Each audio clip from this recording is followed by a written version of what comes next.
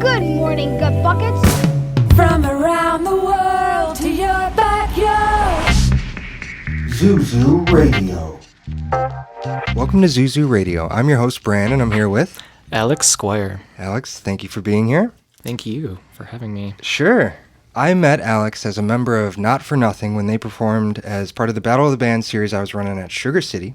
And I mentioned this recently on the podcast. When I was on stage running the mics before the set, I heard you play a riff from Heart of the Sunrise by Yes.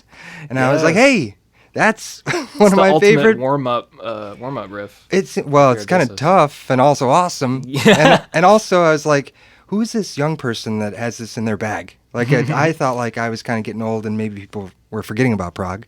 Maybe they are, but not us. You know, it turns out we're both prog heads, and so naturally we got along. And it's been quite a few years since we've done lots of stuff together in the meantime. And one thing was like a band that never really got off the ground. One was a recording project that's a little too weird to try and summarize here. And then there was a film about a band that's trying to get off the ground. But today we're going to talk about animation, specifically the animated series you've been doing for the label's anniversary shows. So before we talk about the process, which I'm really interested to get into, I just want you to kind of take me back to the beginning where, do you have early memories of being drawn to the maker lifestyle, whether it's music or art? Oh, man. Yeah, definitely both. I mean, music-wise, I guess I have to say that my dad is a musician, so he was, like, I grew up remembering hearing his music all the time and being at, live performance type settings where he's playing. Art-wise, it's been much more like, naturally drawn to it, I would say. I guess specifically with animation. Animation's weird because it's not, you grow up drawing, I feel like everyone at some point, especially when you're a kid, you're just drawing and doing your thing. But animation is definitely a bit harder to like, it's easy to love cartoons, but not so easy to understand like how that happens. Yeah. And like, animation definitely came later. I remember, I'm sure so many people did this in like, grade school, but you could do like the classic, like, I mean, you could make flip books. I certainly made plenty of flip books, but I'd also do those two little two-frame things. If, you would have your notebook open and, you would just draw it, like a little two-panel type thing. You would just switch back and forth between the pages and, distract yourself from what you're actually supposed to be doing. Yeah. Yeah, it's fun. It's really fun to, especially with animation, you get to see the fruits of your labor so quick. I mean, not in the big picture type sense, but with stuff like that. Sense, yeah, but in the flipbook sense, you could spend not even an hour on something and then walk away with like a nice physical little thing that you can show your friends and like, yeah. It's like magic in a way too. It's like instant Definitely. magic, I remember Pete and Pete episode where there's like a clock drawn in the bottom of his textbook, and the hands are going around as he's like flipping it, which is a really easy one to do, obviously. Oh yeah. But just anything to distract yourself from learning Yeah. with something artistic and fun. I could see that as a nice way in. Yeah. Going back to just you said your dad was a musician. What was his instrument? What did he play? Guitar for sure. And He's he was still out rocking gigging? it as well. Yeah, gigging it. Yeah, he does have his own band, but he also does like solo acoustic type stuff. Like I think he mostly, takes requests and stuff, and like I think he just played like in a hotel recently, like a hotel lobby type. It's cool. He really enjoys it, and Nice. he's out there playing it up, and And is he visual in any way too, or is it just music for him? strictly music. What about your mom? She does like craft type stuff. Okay. Yeah, like she makes like like coasters, and she's very into like I don't want to say the occult, but like that the witchy type The aesthetic? That yeah, aesthetic? definitely making little spell jars and whatnot. Oh, that's Yeah, cool. stuff like that. It's always interesting to me to think about how parents inform our sense of taste, because Yeah, definitely. like you said, you can watch a cartoon and have no idea how it's made, but you're like kind of drawn to it, and you can think there's so much action happening. It's visually like really drawing you in. And there's like things that happen as you're growing up that like imprint on your brain, whether you realize it or not, and then you kind of carry them into your art, and you can see them showing up. I've had Yeah. people tell me with my films sometimes, oh, I see the same themes in all your films, and I'm like, oh, really? Like I don't even notice it, but sometimes that's Yeah. how it works, I guess. That's my favorite thing. Yeah, I notice that a lot with with musicians and certain like phrases and stuff, like Oh, yeah. like it'll like certain themes and stuff will just surface, and I don't think it's ever like a conscious thing. Like I don't think anyone looks at their whole body of work and is like, I'm gonna mention this sporadically a couple times over the course of like 20 years. Like no one's planning it out like that. Yeah. But I love when you can see, because everyone's brains work like that. Like you fixate on certain things, and like there's certain parts of art and the world that are just like a part of you, and like I think it just naturally surfaces in whatever Yeah. you're doing. One of the things that definitely imprinted on me as a kid was this show called Kablam. Are you familiar I don't know with that Kablam? one. No. So it was a Nickelodeon thing in the 90s, maybe late 90s, where most of it was either cartoon, claymation, or like a stop motion with, like one of the things was action figures that were sort of moving in stop that's motion. amazing. Yeah, it was really, Yeah. really fun to watch and see and wonder about, how are they doing that? Were there any shows in particular or, just pieces that inspired you that you remember growing up? I absolutely have a definitive answer, which I get really excited when someone knows what I'm talking about. So I Okay, I'm going to try. hope don't disappoint me. HBO's Crashbox was, I don't know when it was. I mean, I guess it must have been on early 2000s, 2010s, but it was like hyper multimedia. The whole thing was, it was like every episode was like a dozen or so little like vignettes, and they were all meant to be like stimulating in some way. Like they're hard to describe. Like one of them was a stop motion pirate captain skeleton who would throw his bones, and it would be like a math problem, and he would have to he would say, in one move of the bone, you have to, make this, 5 + 8 equal, not what it, it was very weird, like little puzzles and stuff, and like wordplay and like, yeah, but the style of it was like amazing. It was like a ton of like every kind of style you can think of, just like all coming together. And So it was meant to be educational, though? Was it like for kids to get something out of it? It was one of those like semi-educate, like definitely like reeling you in with the cool visuals, and Yeah. then like maybe meant to make you sort of think about something, but Just casually, though. But for me, don't worry like, about that yeah. math too much. I would participate for sure. I would be doing the problems, but yeah, just looking at it in general, they had a lot of stop motion, a lot of like puppetry, very, very cool. Have you ever done anything like that? Have you done like physical things and recorded them like that? I'm thinking puppets in particular. I want to eventually do like 3D classic felt puppets or something, but I have done a lot of paper puppets. Like I did that for the second promo. Right. What year? 2020. It must have been 24. It was last year. Yes. Yeah. So that's definitely an interesting process, because like I think with puppets a lot of the time, like like Muppet style puppets, you're doing it all live and you're just like out of view. Mm-hmm. But for those, I would do like each element over a green screen and then like throw it all together digitally. So like I remember like in the case of that one, there was a shot where it was the cow dude walking along on the street, and I would have to do like the legs in one shot, and then like the body in one shot, and like the head in one shot, and then like throw it all together, which is fun. I love that because you get like the physicality and like the performance aspect of puppetry, but you don't get to actually see like what the full thing looks like until you're like further down the road and like ready to like throw it all together. But That's I would really love interesting. to like, I want to do some Muppet type, Yeah. I could see you doing a kids show Oh, where I would you're love like that. the host and then the puppets are gathered around. Oh, you. I don't know. yeah. I'm having this vision. Yeah. Oh man, I'm trying to think of an example besides the Muppets that was like definitely a lot of like Nickelodeon. Like there were definitely a bunch of How about Wienerville? Did you ever remember that Wienerville? place? No. Oh man, yeah. See, I we're wish I spread knew by a couple Wienerville. years, so it's harder to Yeah. get some of these references together. How about Adult Swim? Did that? Of course, yeah. Because that's like, I mean, I'm sure there's just been eras of Adult Swim, Oh, definitely. But yeah. Were there any shows inside of it? I mean, it's like a block of things, but is there anything that stood out to you? Oh sure, like I mean, I guess like Aqua Teen Hunger Force is Oh, amazing. yeah. Especially like I love to incorporate, which they do in that show, like textures into things. Mm-hmm. Like it'll be like a realistic, like I'm thinking of like their house or whatever. I feel like they have like a like real wood floor or whatever. It's just like, yeah, I don't know. I think it makes it more visually interesting. I love not Adult Swim, but it would be on during the daytime and Cartoon Network.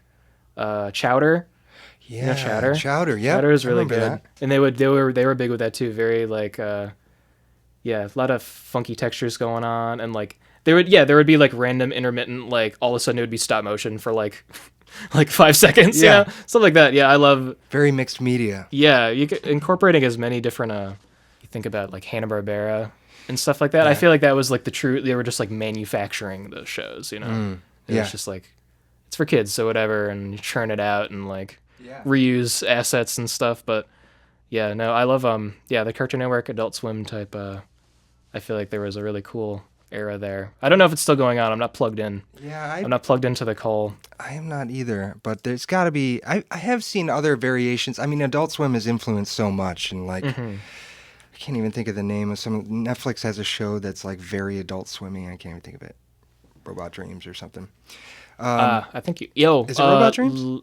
Love, Death, and Robots? Maybe? Yes, Yeah, yes. I haven't watched any of it, but I've heard it's it's all like super hyper realistic, like 3D, and yeah, but that's definitely Adult Swim influence. It's so cool that like, I mean, I don't know this for sure, but I would imagine that like the stuff that's on Adult Swim now is like totally 100% influenced by Adult Swim. Weird, Which I think is an interesting like cycling. it's being bounced back to, you know. It's like Simpsons, which is also sort of doing that cycle thing. Is there's so much of it that Yeah. it influences itself. And that's inevitable. you know? Yeah, that's pretty cool. Yeah. Meta.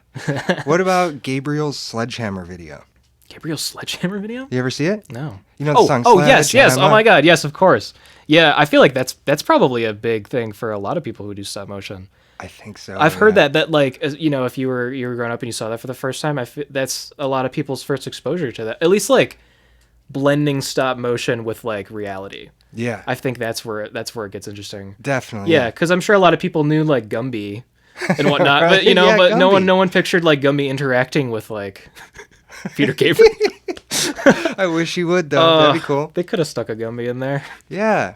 Well, it's funny to talk about all these influences and things we share coming up. You know, we all experience certain visual art that leaves an impression, but sometimes I think it's harder to find a visual artist community than it is to find like a musician community. I feel like that's a little easier to tap into. Yeah, because you're not in the world. Really. I guess you're right. Yeah, the stage what is it what is. maybe helps connect people in music, whereas the stage and animation is just the end product. You know, it's like Yeah, I've definitely always thought that was weird. Yeah, I mean, same with it was before we started rolling here, but same with podcasts. It's like with animation and I guess any kind of art that any you know art in general in today's like the digital age, you're just kind of putting it out there and like yeah. it's not often that you get like a cool level of, you know, if you get feedback, it's never like a confirmation that like, yeah, people are seeing what I did. You know, it's Yeah. like It's I harder don't to know. gauge what the experience is like for the user Mm-hmm. or the person engaging with the content because they're scrolling through it, you know? Yeah. Caught a little bit of it in the context of like 100 other things that are vying Mm-hmm. for their attention. So Yeah, That's that is difficult. interesting. But and that's a lot of the way that people at least think that they got the full picture too. You know, is like seeing it in passing and like I don't know. Yeah, you certainly never get the verbal interaction that comes with like, you know, you're out playing music and hey, great set, man. You know, like that last doesn't tune happen. ripped, man. Yeah. Yeah. That last frame of your animation. That was frame wild, was so bro. crazy. I mean, I would love that if there was like a community. I mean, I don't know. I'm sure there is, but it's just like not as common. You know, it would have to be like a screening or something.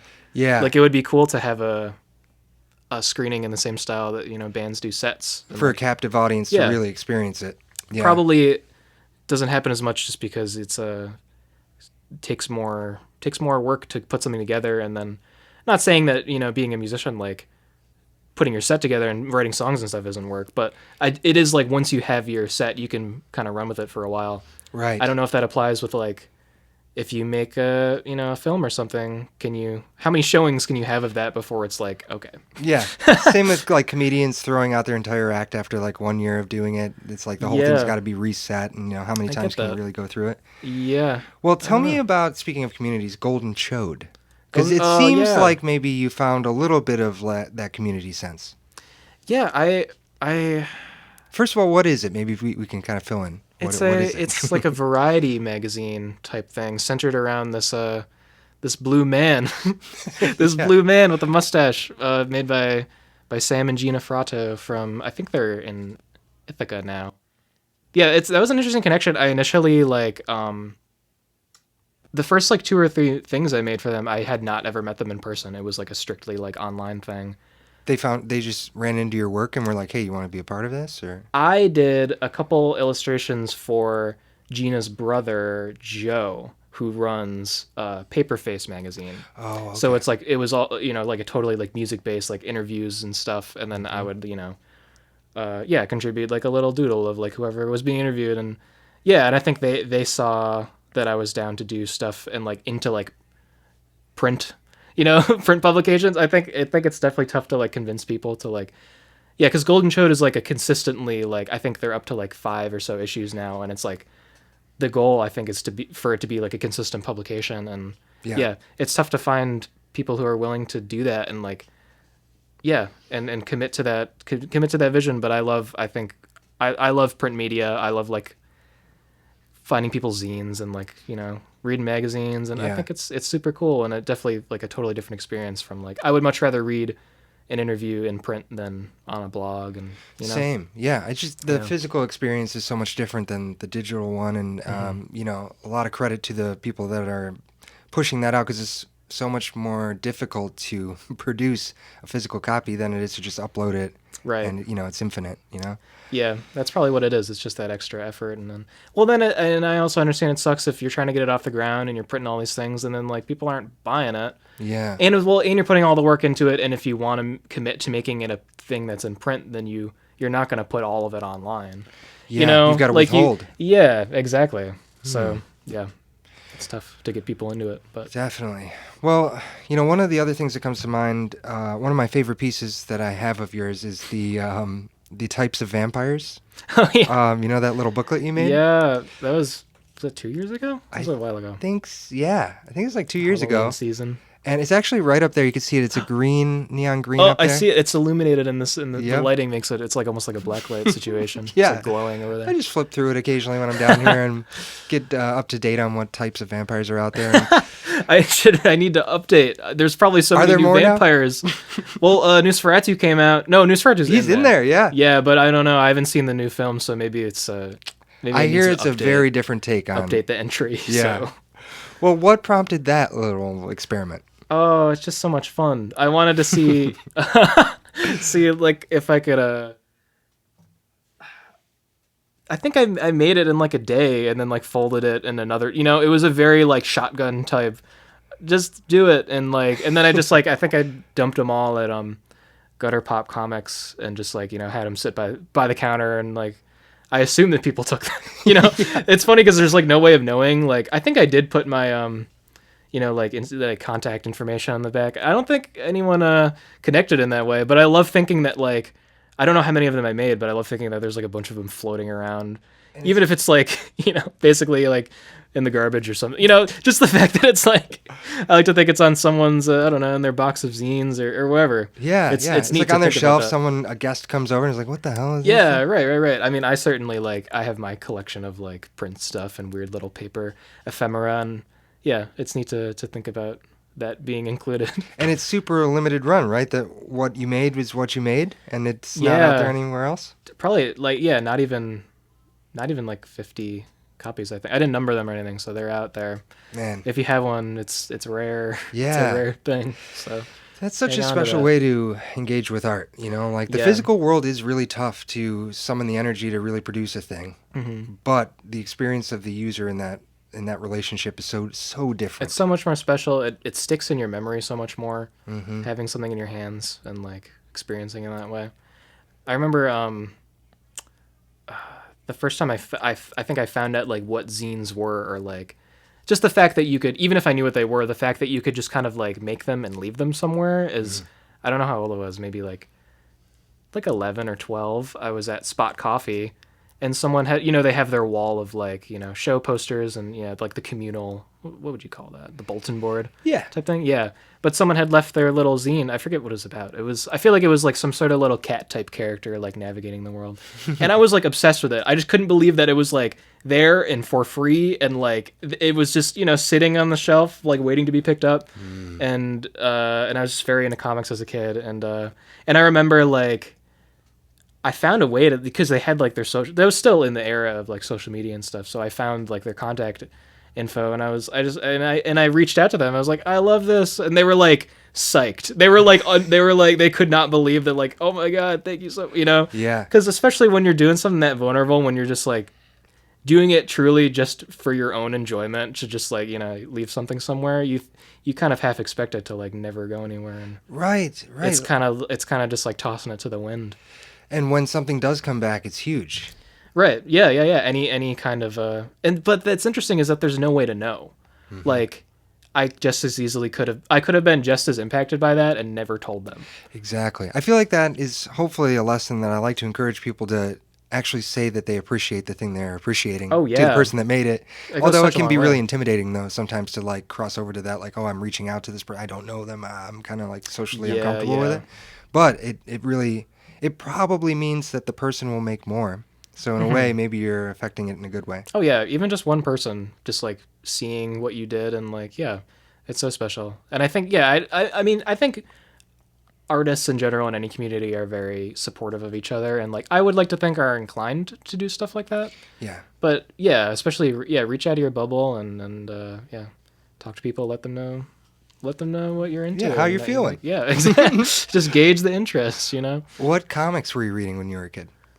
Oh, I inherited, like, my dad miraculously like kept, I don't know if it was his whole comic collection, but he grew up in New Jersey, so that is, they traveled not terribly far, but quite a ways considering it's like old paper. So he had like a ton of old like G.I. Joe and Transformers and like the classic like 80s, plenty of like superhero stuff too, like Spider-Man and whatnot, and yeah, but I love that stuff. It's weird to look back on because I definitely don't support the whole like. It's weird to think that I loved G.I. Joe because it's so like military. It's almost like it's like borderline propaganda. Yeah, Yeah, definitely, Oh, definitely. definitely. But it was lighthearted enough in the 80s. So, no one died in G.I. Joe. Like, I think all their guns were like, they were like stun lasers, or Oh, they cool. like definitely dodged the like hyper violent, considering it's like military fighting terrorists and stuff. Yeah, it's pretty intense in theory, but that's nice that they didn't have to show you any goriness or anything gruesome. Yeah, it's weird to think, yeah, because that wasn't really. I I still live right around the corner from a comic shop, Queen City Bookstore. So yeah. they were a good gateway to a lot of different stuff. Do you think you'd ever do a comic? Oh, I would love to. Yeah, the larger concept for something that would require, like a series, like multiple issues, has not totally materialized yet for me. But I love. And it's tough to commit to something like that because I really love doing like smaller one-off type things. Yeah. Down the line, I definitely would love to, commit to something larger, but Such a huge scope. I mean, sometimes I think if you start with episode 1 and don't know what episodes will follow, yeah, it's almost easier than trying to world build the whole thing out before you even start going down the runway. yeah. And there's definitely no right way to do it. I know that plenty of people love to block their whole, the whole big picture out, and then, but I don't know. I don't think I operate that way. I definitely like work way better when it's like almost like not panel by panel, but it's easier to keep the ball rolling, I think, for sure. I think it keeps you excited, because you like don't quite. I mean, you got to have, if it's like a story type thing, you got to have some, idea of where you're going. But at least like visually, if you're like putting something together, I don't know. I'm like that with animation too. Like if there's multiple scenes in a thing, I don't like. I could never do storyboarding. Yeah, I wanted to get into this with you because maybe this is time to sort of go over to the technical process now. Like, how do you begin making one of these things? I know we'll just say up front, with the label animations, I kind of bring you a concept, and I say, in a lot of ways, what we're doing with these is treating the label as if it's in its adolescence, and what each year of your adolescence sort of is defined by, which is also weird because the label feels really old. So it's like a trip to look at it as being like a young kid. Yeah, but these are like the formative years. Like if it was a kid, like I don't know. I do feel like up until age 10, 11, 12, you're just kind of a kid, Yeah. Like once you start reaching early teens and preteens and stuff, then Yeah, start to life get, comes into focus. Yeah, right, right, definitely. Yeah, I like that. That's a new because the previous 2 years weren't really adhering to that. Yeah, let's see. 13 was the unlucky. Yeah, year. yeah. And then the one prior to that was just kind of a generic like. Yeah, The it wasn't a cow person. It was a straight up cow. cow that dies and becomes a and- cow flower. Yeah, Which The life cycle. I love that one. That to me represents a lot of how the label feels. Like it kind of like dies in a way and then is reborn in a way, and over the Yeah. years it has these eras of. But before we talk about all that, yeah. how the hell do you make these things? Like, what are you doing? What program do you use? Start there. So this time around was the first time that I tried to do it all like in the box. So I used I've tried like Adobe. Oh geez, I forget what they call it now. It's not Flash anymore. Animate, I think. Oh, okay. Something generic like that. But I have an iPad at my disposal, so I went the route of I think it's very new, Procreate Dreams. Procreate is like definitely the go-to for it's like a free but very good drawing painting type software. Yeah, but they recently developed their own thing that's strictly for animation, and you pay like a flat fee of like I think it's like $20, and it's still a little like rough around the edges, but a lot of like the stuff that they do have right now is like so promising. Like you can almost do like live puppetry type stuff. Like you can take like an element and move it around on screen and then have it play back, and it like tracks exactly what you did. And like you can get like I don't know, it's a yeah. Some of the basic features are not quite there yet, but it's super fun to use, and like I definitely enjoy using it. Yeah.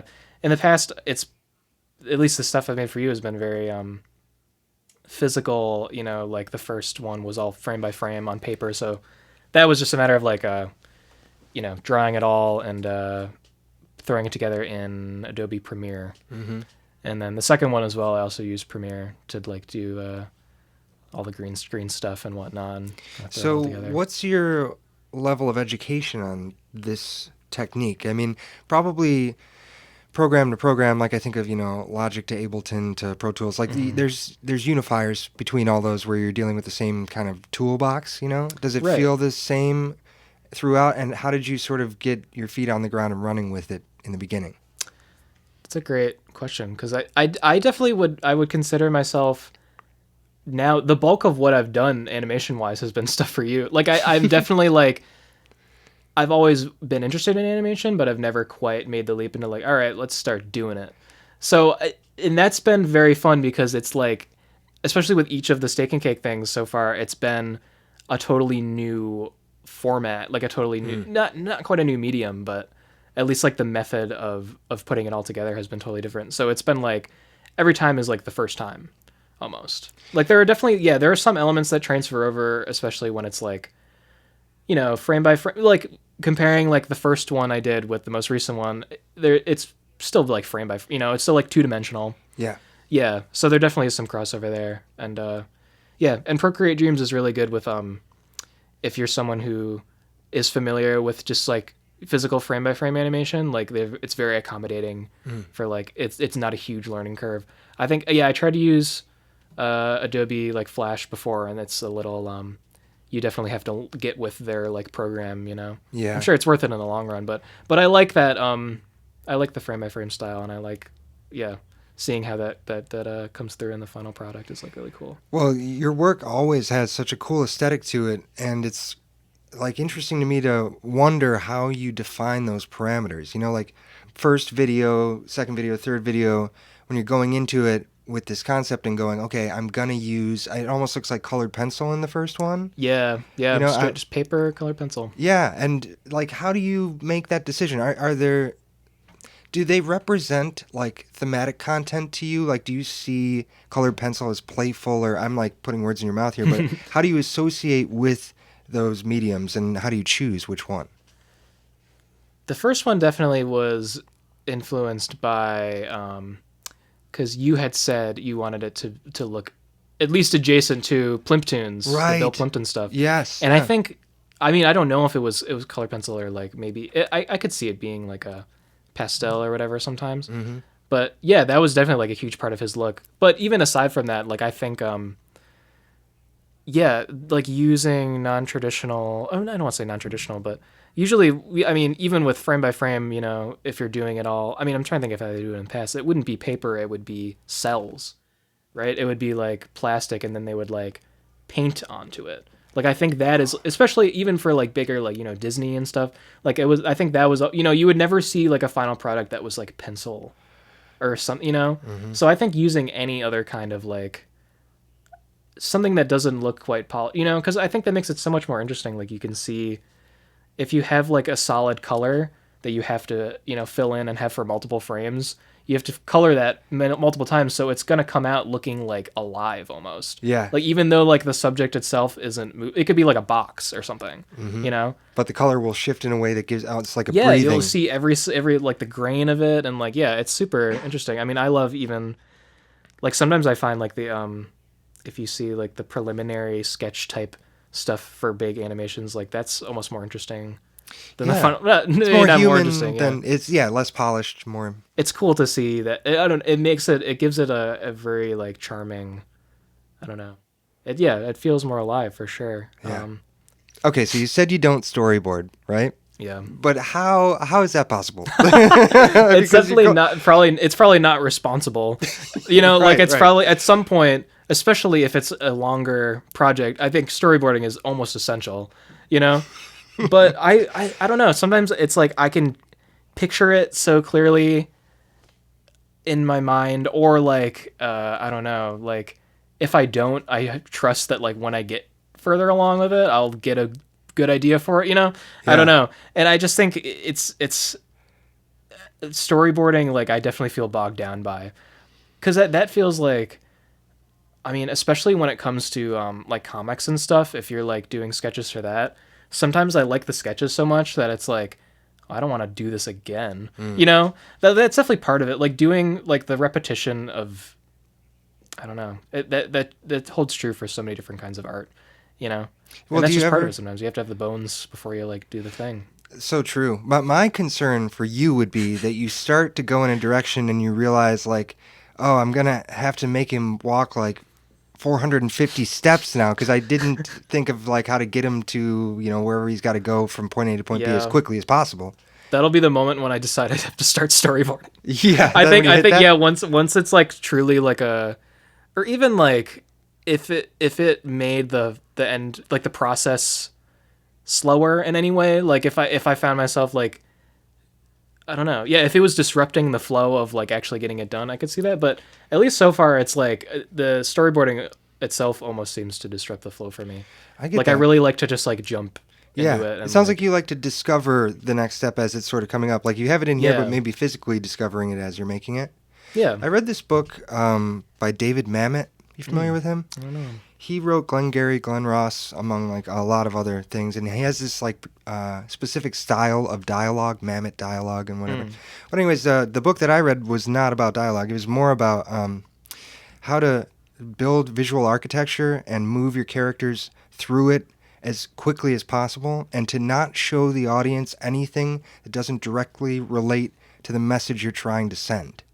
You know, and cut all this fluff away, you know, stuff that might be fun for you or fun to look at or something, Yeah. but doesn't really tell the story. Yeah, that's an interesting place to try and aim for. Yeah, because I especially, I was running into problems with that with the last animation just because I haven't had much experience doing backgrounds, and it's tough to do backgrounds that are like very visually interesting but at the same time not like distracting. Yes. But you don't want it to look too bare, you know? But then you look at you look at other cartoons and stuff, and you see that like the backgrounds are definitely done in such a way that it's like plenty detailed, but nothing that really takes your attention away. Like it just serves. It's a true background. It's a backdrop for like what you're supposed to be focusing on. Yeah. You know? There's so many layers to that, though. You have to think almost at a psychological level how to keep the focus in the correct place. Yeah. While still filling in. I personally like stuff that's really detailed though. Yeah. Like even if it's like super visually busy, I don't know. It's tough to commit to doing stuff like that for animation because, you know, you'll potentially work for hours on like a background, and then it'll be like something that's not even like still enough for the audience to focus on. Oh, like I it could see. be like a panning shot, or like I did that for the second animation. There was the Panning walking down? scene. Yeah, and that was like a huge it was like a painting. Like I got this like giant, piece of like watercolor paper, and not a ton of it was out of shot, but the parts of it that I spent like a while on and then ended up like not even being in it at all, I was like, oh. Oh no. Or not. I mean, that's just how it goes though, you know? Yeah. Well, that was a brick building too, right? And every brick sort of had Yeah. shading to it. But, you got to wonder, like, is there a way around stuff like that? I think for people who do, I mean, for like quote unquote real animations, the backgrounds are for like one person, like that's someone's job. Yeah. I would imagine. I think to do, they do all the backgrounds, and like that's their own, they're fully committed to that. But yeah, it's tough to have something that is, not too, you have to suggest the idea of detail. Yeah, I've heard that especially a lot, when one yeah. person is charged with doing the entire thing. Yeah, right, because you have multiple backgrounds. You can't spend all your energy on one thing. And Well, one of my favorite backgrounds in the new video is when the dad picks up the kid and the camera pans to his face and his eyes are like empty. Oh, yeah, And there's yeah. this it's almost like 70s commercials playing that's in the background. exactly, yeah. It was I just found it on YouTube. It was like it was flipping through like 80s TV. Wow. So it was just like, I forget how long, like 5 minutes of just like nonstop like flipping through. And Oh, like, that's really cool. yeah. So it was like, yeah, there was like a detergent ad and like a cartoon and like, yeah. How did you come up with that as being the thing to show that he's like spaced out of his mind? I don't know. I just think, I mean, especially maybe it was influenced by the first shot, how the dad's like sitting watching TV and like ready to turn his brain off, Oh. like maybe that's like the kid's turning his brain off. Oh, that's cool. Well, I also thought that like the background was TV, but his eyes were like static.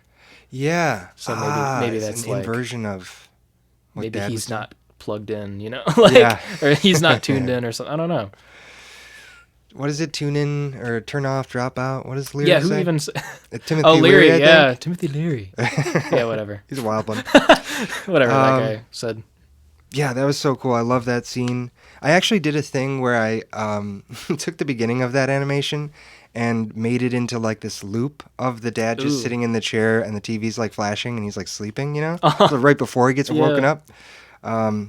It's kind of like really calming and peaceful to watch it. Yeah, it's like have you seen like the lo-fi hip hop girl? Yeah, It's like that. That's how Yeah, it feels it's like. Yeah. I could totally picture that. Yeah, can you please make a version of that where it's looped and you just hear like TV in the background? Yes, I I'll love do that it. whole that's a whole thing on YouTube. Like, oh my gosh, it'll be like like 80s music as heard in like an empty mall or something. Like it's very like, you're not just hearing like the subject, but it's like in a place. Yeah. Yeah. Or it'll be like TV as heard from like the next room. Yep. It's Yeah, there's something really very comforting about it. calming. Could work some rain noises in there, something snoring. Yeah. I don't know if that's Create relaxing. the human experience. Yeah.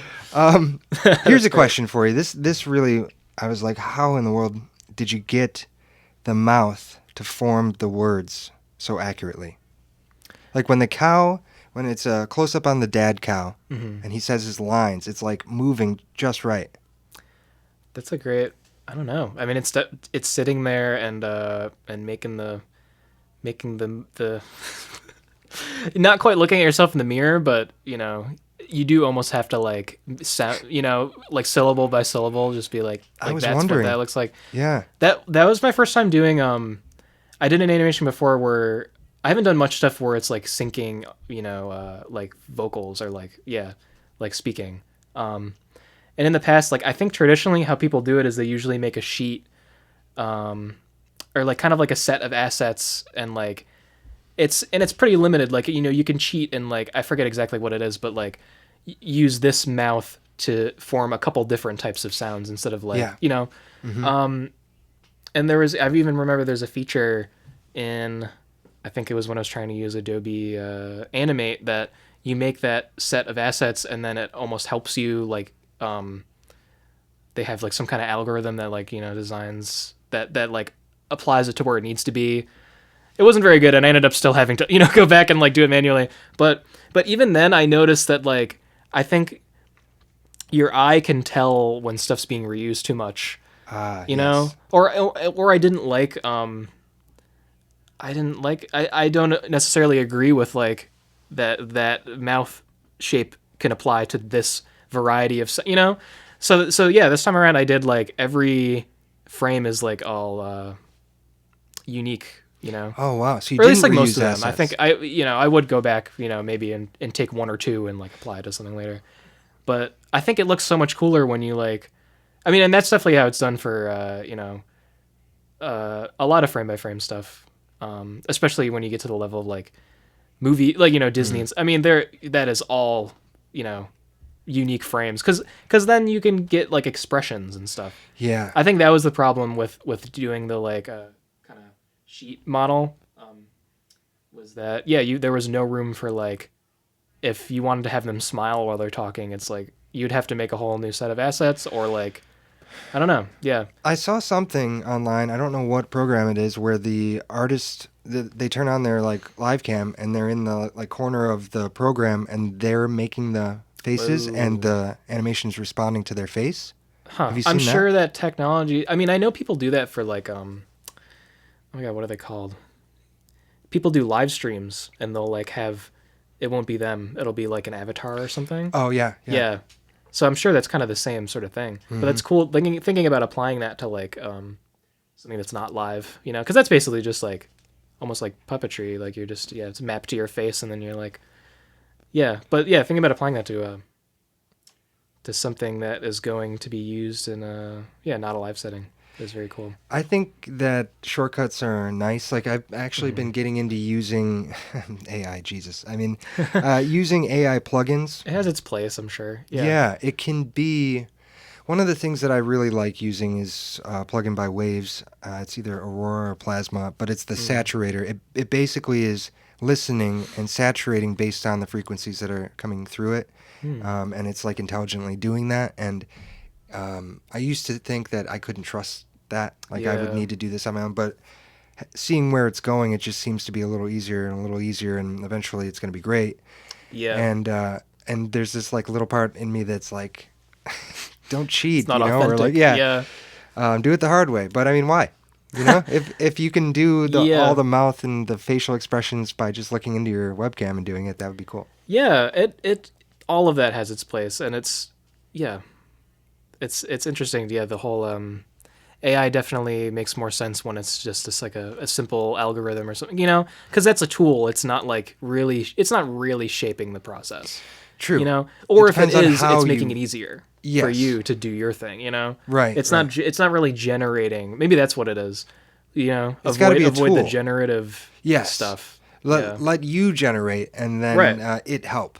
Because there's Yeah. a lot of things where like I think Paul Schrader was talking about how AI has changed, because now he's like, give me an idea for a Tarantino movie, and like every idea it gave, he was like, this is pretty good. This is kind of on, like eventually it's starting to sort of learn enough to know what it's being asked, I guess. But if you let that write your whole movie or your whole animation, then I mean, the fun is in the process of you being involved with it. So that's the part I really don't know how to feel about. Like, obviously, like I'm pretty staunchly against when it's fully generating, especially when people use that instead of finding a real artist and and going that route. Yeah. That's the worst. But yeah, when we're just leading up to our utopian society where all jobs are gone. yeah, no, it's not great. It's not great. It's not a utopia. great. It's not great. I don't like it. But it has its place. I know they were doing that with the Beatles stuff. Yeah, And that's like they just that's won a really Grammy or cool use something, of didn't AI. they? Didn't That's the Beatles very just cool. win a Grammy? I think they did. The two remaining Beatles. I don't remember. I don't watch the Grammys, so I don't know. I just heard because of the new song. Well, they did have and a song. Yeah, Peter technically. Jackson using the technology he used in his film to isolate John's vocals, and I guess maybe it was like some sort of technical award, not like a song award, but Yeah. And I can definitely see that. Yeah, but I don't know how to feel when it comes to I remembered what I was going to say. yes, tell me. When people are using it to generate ideas, You know, because generating the final product is one thing, but when it's like when you're asking, give me a Tarantino movie, like that gets into very weird territory because it's like totally defeats the point of art as like coming from you. Yeah. You know? Yeah. Like even if I understand that like it's just the prompt, and like I especially understand as someone who loves prompts, They are so helpful. I love for all an the artist. prompts that you've given me for the steak and cake stuff, Yeah. and going with that and putting your own spin on it. But there is, if I would, I don't know, I would. That's human to human, though. That's true. not like yeah. machine to human. Yeah, that's much different. I've been thinking about something that David Lynch said in his masterclass. And I think he said it at other places, so you could probably hear about it. He talks about ideas as if they're fish. You go fishing, and you try and catch a fish. You try and catch an idea, but the fisherman doesn't make the fish, right? The fish is in the water. You've got to go fishing for it, Right. And that's the process of catching the one that was meant for you, in a way. And I definitely believe that. Yeah. I mean, not to say that your own ideas aren't coming from you, but I think art is meant to be, well, maybe not meant to be, but the bulk of art is relatable, and that's why people enjoy it. I mean, obviously there's like a line there, and you could find equally great art that finds its strength in not being relatable, and True. Yeah. That's kind of what it is if you lean into that thing. Yeah. But yeah, I do think that to some degree we're all drawing from the same like well of information, and like letting that surface naturally is, I think, such a special part of the process. And having that, so even if no one would ever know, even if like the end product is totally you, I personally would feel very weird about like knowing, because I think that would show in some way that like that wasn't really your idea. Could you connect to it in like there might be some subconscious resistance, but for me, the most exciting part of any project is the second I realize what I want the project to be. Yeah. It's not the finishing the project. It's the making of it's great too, but it's the moment when I've captured it and I'm like, I'm really excited by this idea so much so that I know that I'm going to be putting a ton of energy and time into this for the next couple months. Like it's going to carry me through because I love the idea so much. Whereas if I was like, ChatGPT, give me an idea. And then it's like, oh, that one's cool. Pick it. It just doesn't have the same intrinsic value, I guess. I don't know. If you run with it the right way, it could, I don't know. I'm not totally saying that you're disgracing all of art by doing that, but that's what we're saying. But to some degree, yeah. Do you find that moment of getting excited for you surfaces at the same, or at least around the same moment for every project? Like, do you get excited from the idea, or do you find yourself working on it and then all of a sudden there's a moment where it's like, oh, this is really cool, and it like propels you further? Spinning it back on you. Yeah, I see. Well, it's a great question, and it's actually relevant to the project I just finished, which is the film, which you sort of had a little cameo role in.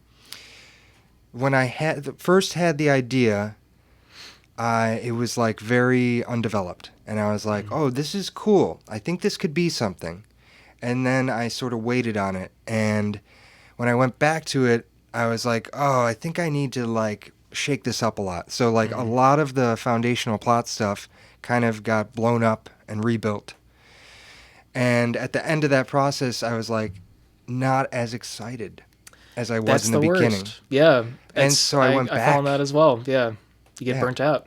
Yeah, like somehow working really hard to get there, it should flow in a way, almost naturally. Like a lot of times when I have the right idea, it happens pretty quickly.